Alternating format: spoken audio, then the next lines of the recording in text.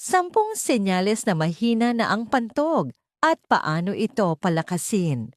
Magandang araw po mga ka-senior. Welcome po sa inyong ka-senior health tips. Gabay para sa mas healthy at mas komportabling pamumuhay habang tumatanda. Una, madalas na paghihi kahit hindi naman marami ang iniinom. Ikalawa, bigla ang pagnanais umihi na halos hindi na mapigilan. Ikatlo, pagbangon ng 2 o higit pang beses sa gabi para umihi. Ika-4, pagtagas ng ihi kapag umuubo, bumabahing o tumatawa. Ika-5, pakiramdam na hindi lubos na nauubos ang laman ng pantog. Ika-6, mahinang daloy ng ihi. Ika-7, hirap simulan ang paghihi. Ika-8, madalas na impeksyon sa ihi o UTI. Ika-9, pagtagas ng ihi bago makarating sa banyo.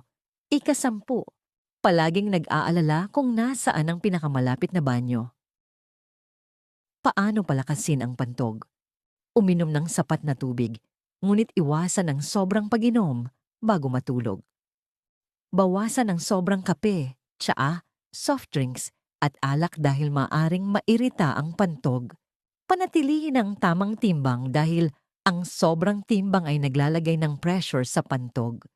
Mag-ehersisyo ng pelvic floor o Kegel exercises para palakasin ang mga kalamnan na sumusuporta sa pantog.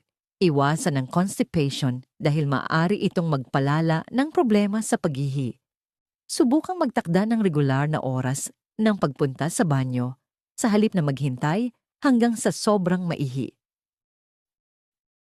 Mahalagang paalala mga ka-senior, tandaan ninyo ito.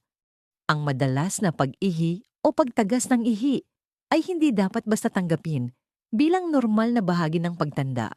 Maraming paraan upang mapabuti ang kalusugan ng pantog at kalidad ng buhay. Kung biglang lumala ang sintomas, may dugo sa ihi o may kasamang pananakit, magpatingin agad sa doktor.